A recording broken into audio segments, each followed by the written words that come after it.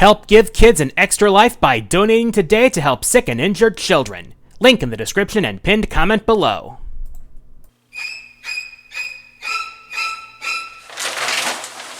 So once again it's time for the annual Spoopy Arcade game. So far I've covered classics like Darkstalkers, House of the Dead, and more. And this month, it's time to enter the spookiest realm of all, licensed games! Yeah, who here remembers Ghostbusters? Yeah, it's a classic. The iconic theme, the awesome gear, the spooky ghosts, and there was an arcade game based on the cartoon spin-off. The real Ghostbusters, developed by Data East, was a tie-in meant to capture the spirit of the cartoon and the movie. But how does it do the job? Well, that's what we're here to... Oh, you gotta be kidding me. Looks like the ghosts got into my emulator. Okay, change of plans. We're sticking with Data East, but we're getting a lot more gruesome. So a cyborg, a vampire hunter, and a Chinese exorcist walk into a monster apocalypse and kill every zombie and mutant in sight. Who you gonna call? Night Slashers!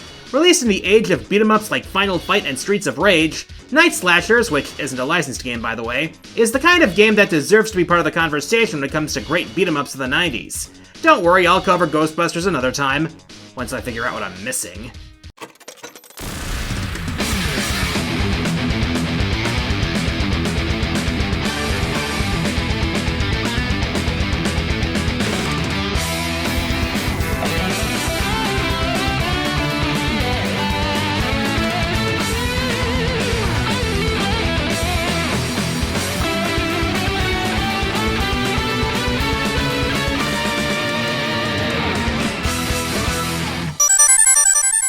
So, funny thing. It's been over 6 years since I started this series, and I've only mentioned Data East in passing. Most notably, the lawsuit over Fighter's history. But Data East used to be pretty well known, so I think it's worth it to briefly discuss these people. The Data East Corporation was founded in 1976 in Japan, and established an American branch in 1979. Their first arcade game was Super Break, a Breakout clone released in 1978, and they would release quite a number of well-known titles over the years. Among their most notable titles are Karnoff, Atomic Runner Shellnoff, Burger Time, Bump and Jump, the RoboCop arcade game, Bad Dudes vs. Dragon Ninja, the Magical Drop series, and Windjammers. They were also known for having created the first interchangeable arcade system board, the Deco cassette system, which stored games on cassette tapes. While this was a big innovation and helped inspire systems like the Sega Converter game and the Nintendo Versus system, it was infamous for being quite unreliable. Aside from video games and pinball, Data East was also involved in engineering on the side. They produced stuff like image transmission equipment, data communication adapters for satellite phones, even EKGs for ambulances. According to its now defunct website, they also produced the first portable fax machine, the DataFax, released in 1983. As for Night Slashers, the game was released in 1993 across the worldwide market. So let's pop a quarter in the slot and start this baby up! The attract mode of the game sets things up, and we're dealing with a monster apocalypse. The world has been overrun with zombies, monsters, and mutants. Armies have been overwhelmed, food and supplies are running low, and humanity is on the verge of a disaster of biblical proportions. Human sacrifice, dogs and cats living together, mass hysteria! Can you tell Ghostbusters was my first choice here? So just as another human family is about to fall victim to the monster hordes, our heroes come to the rescue. Heading up the good guys is Jake Hunter, a former soldier who had his arms replaced with cybernetics. Oh, and he also has psychic abilities. He's joined by Christopher Smith, a renowned vampire hunter trained in multiple martial arts, and Zhao Honghua, a Chinese martial artist and exorcist who deals with the undead like it's her job. And, well, to be fair, it kind of is. Anyways, these three mystic warriors are mankind's last hope for survival. And thankfully they don't portray these people as idiots, otherwise we'd be cooked like your pumpkin spice goods. As I've said, this game is a beat-em-up with a 3-button format. Starting with your attack button, which can be used for basic combos, directional moves, throws, and charged power attacks. Next you have a jump button, which is pretty self-explanatory, although you can use a crowd control attack by pressing both jump and attack at a minor health cost. Finally, there's a third button for a screen-wide super move for each character. As for the differences in characters, besides aesthetics, well, each character has their own stats, but they're also more effective against certain types of monsters and gain more health from certain types of food. Now that we have the basics covered, let's begin the mission. By the way, rescuing that family was just the attract mode. The first mission takes us to an overrun hospital that doesn't have the medicine to treat a zombie virus, mainly because the cure doesn't even exist. And you make quite an entrance as you run over a horde of zombies with a minivan before breaking down the wall. And one thing you'll quickly notice is that enemies will come not only from the sides of the screen, but also from other places like doors in the background. Even body bags aren't safe during the zombie apocalypse. And about those zombies, watch out, because some of them are so mad they could spit. And they will. Also, try not to get stunned, it's pretty dangerous. One minor gripe I have is that you can outrun the screen, putting you on the right side of the screen as it scrolls, ensuring that you won't be able to see the enemies from the right until you're right in their ugly faces. Around the part where zombies come out of the body bags, you also encounter masked weirdos with knives. And throughout the level, you run into pickups, another staple of beat-em-ups. They're either point bonuses, food for health, or throwable weapons. Even the briefcases can be thrown. Shortly after the body bag section, you encounter the first mini-boss, a mad doctor who wants to perform surgery on you. Without anesthesia. Yeah, I don't think my insurance covers that. One thing I noticed in this fight is that by holding down and attacking during a jump, you can momentarily bury enemies in the ground so that you can kick them. That's neat. But the mad doctor can use his scalpels to throw fire at you, not to mention zombie minions. Beat him and he melts away, leaving you to face the main boss of the level, Frankenstein's monster. Aside from summoning minions, grappling you, and charging at you like a running back, he has a tendency to charge his body with 50,000 volts. Carelessly jumping at him will lead to pain, but eventually you'll knock the flesh right off his bones. Yeah, this game doesn't shy away from being gruesome. Of course, as soon as we deal with the creature, a freaking vampire shows up and taunts us, challenging us to meet him in his castle. Stage 2 takes us to the forest, and right away our beat-em-up instincts betray us. See that barrel? What's your first thought when you see a barrel in a beat-em-up? Yes, that's right, you break it. What happens when you break this barrel? A freaking bat pops out! You lied to me, barrel! And another new enemy starts appearing in this stage, werewolves! I hope at least one of these hunters is packing silver. I fought werewolves in D&D, so I know what I'm talking about here. You may also run into a Burning Man here. Be sure you have some health to spare so you can use at least your mid-level CC move on these guys, because fire indeed hot! Soon you'll run into the vampire, but nuh-uh-uh, he's not ready to fight you just yet. His carriage appears out of nowhere and spirits him off. So, time to hop into the minivan, right? Ha ha ha ha! Nope! You just run after the thing! These hunters really are superhuman. They don't stop moving forward even when they drop dead. By the way, you can change your character every time you continue. Always appreciate it when a game lets you do that. So once the carriage stops, you run into the stage's mini-boss, a hunchback and his haunted puppet. The puppet is quick on his feet and not afraid to use his head. While the hunchback is slower, you don't really want to get wrapped up while fighting him. Now across the bridge you come across the gate where the stage boss awaits. A stone golem powered by a mystical orb. Despite having stone fists, you'll find that this guy is really well armed, but endure its rock-hard punches and body slams, and eventually the golem will crumble before your strength and skills. But before we enter the vampire's mansion, we stop at the beach for a little bounds round! Who doesn't love a good old game of whack-a-zombie? Well, I don't, because the hit detection feels spotty as hell around here. But 500 points a zombie ain't too bad, I guess. Anyway, stage 3 takes us into the vampire's castle. We never learn his name. And damn, this is a gruesome sight. The only thing that would make it more gruesome is an executioner with a hand axe, and there he is! A toast to my big mouth! Yep, there's even one without the hood.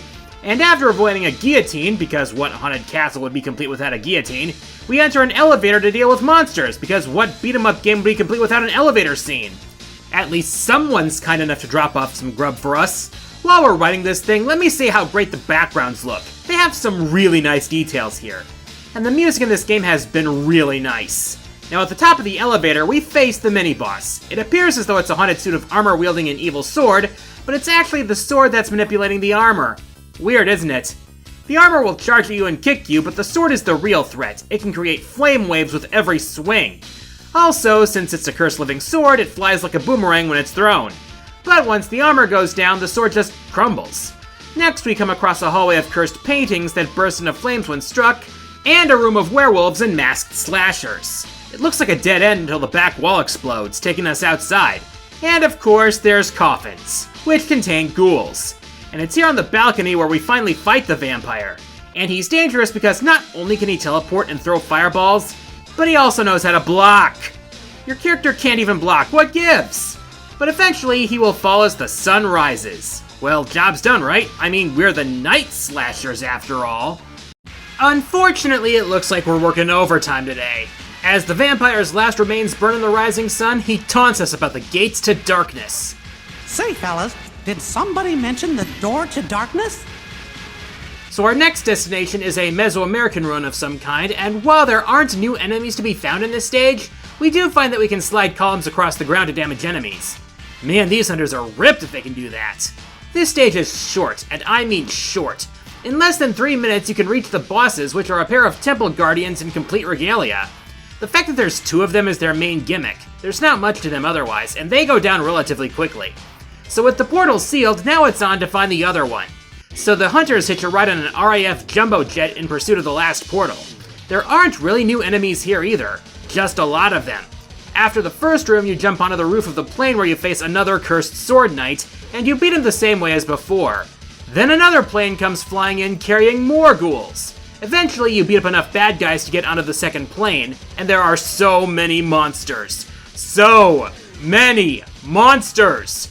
And you notice there's a sarcophagus on board. This can only mean one thing. The force responsible for all these monsters is none other than the most evil of evils that humankind cannot possibly comprehend! Ancient Egypt! Sure enough, once the plane is cleared of all the other ghouls, the mummy inside the sarcophagus comes to life and attacks us. And he's surprisingly mobile for a guy who's been dead for 5,000 years. And not only do his bandages give him range, but he also knows how to block. But eventually he goes down just like the rest. So now we get another bonus stage which amounts to zombie bowling with button mashing. Fun. And now our destination is in sight. And we crash land into it to the surprise of nobody, insert Mr. Krabs face and Joseph Joestar face for good measure. And we're in your bog standard evil machine base and the welcoming committee is packing axes and fangs and knives. Guess they finally realized zombies alone weren't cutting it. And it is hot as hell in this funky-ass, hot-ass base I'm in. Is that the Grim Reaper? And he brought back the golem we fought in Stage 2. Yes, my friends, this is in fact a boss rush level. But it turns out that the second boss in the gauntlet is not one you've fought before. It's actually a ghost plane that fires at you in the air while psychos drop on you from the hatch. So once you take care of that, oh, I guess there are zombies in this level after all. Beat your way through them and the mad scientist is back. For the last time, I am not interested in plastic surgery. There's enough microplastics in the world without you. So once the doctor is out, again, we've got another long hallway full of zombies, after which the Grim Reaper brings back the vampire to get a beatdown once again. We really should have brought a wooden stake. Anyways, after the vampire goes down once more, you confront the Reaper head to head and he really knows how to swing that scythe around. He'll even bounce around like a pinball on occasion. But for a Grim Reaper, he's actually surprisingly basic to fight. Just a larger health bar. But you'll eventually conquer death itself and prepare for the final stage. And that final stage is basically a one-room hallway. After dealing with a room of zombies and werewolves, you find the nerve center of the operation as this robo-demon gets possessed by an evil spirit. The evil introduces himself as King Zaruts, the progenitor of the Deadly Six. Okay, he wasn't really, but it would make sense if he was. Now he wants to make the Earth into a land of the dead, but we are not having that. Not only does this mechanical menace have punishing physical attacks, but he also shoots burning skulls and can cloak his body in a shield of fire to throw you back. Also, as his health drops, he'll also extend a fiery arm at you like a snake, and if he grabs you, his evil ghost head will sap your health. But once you take down his health bar, you'll finally take him down. What? No second phase? Aren't final bosses supposed to have a final phase? Well, no time for that, the place is coming down! Yep, remember that running section in Stage 2? Well, that's Chekhov's escape sequence. And as it turns out, there is a second phase. Now you gotta find an opening to deliver the final blows to the evil king's disembodied upper half while dealing with his charges and fire skulls. Fun. Thankfully, he takes only a few hits before going down for the last time, and this time it's once and for all. As the evil base of evil blows up, all the zombies and monsters dissolve into a rancid goop and humanity is saved. Job well done, Night Slashers. Each character has their own ending. Jake fails at gambling, Honghua takes on her sister as an apprentice, and Christopher? Well, no rest for the wicked, I guess. So, what did I think of Night Slashers after playing it? Well, I really liked it. Granted, it didn't really do anything to push the envelope in terms of mechanics, but then again, Data East didn't really do that in the 90s. They tended to look at what worked and put their own style into the assignment.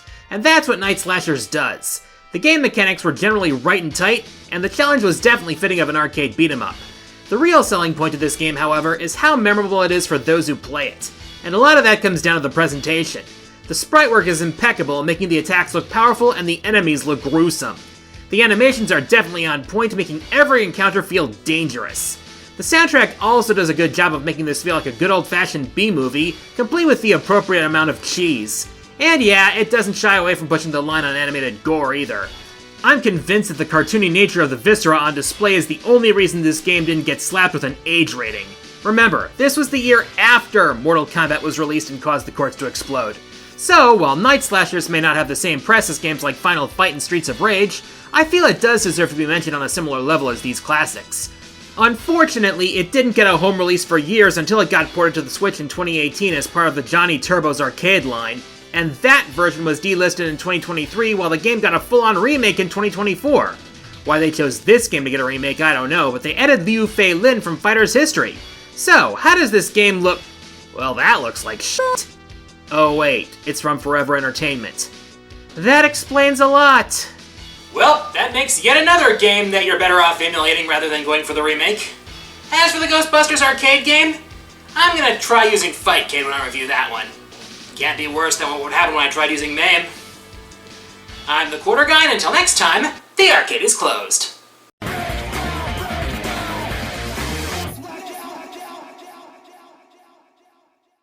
Hey everyone, QG here. If you liked the video, please like, subscribe, leave a comment, and share the video around. Feel free to check me out on Blue Sky and Tumblr, as well as my live streams on Twitch. If you want to support my channel, you can become a channel member or check out my Patreon, and don't forget about my Extra Life campaign supporting Children's Wisconsin. Thanks for watching, and I'll see you next time!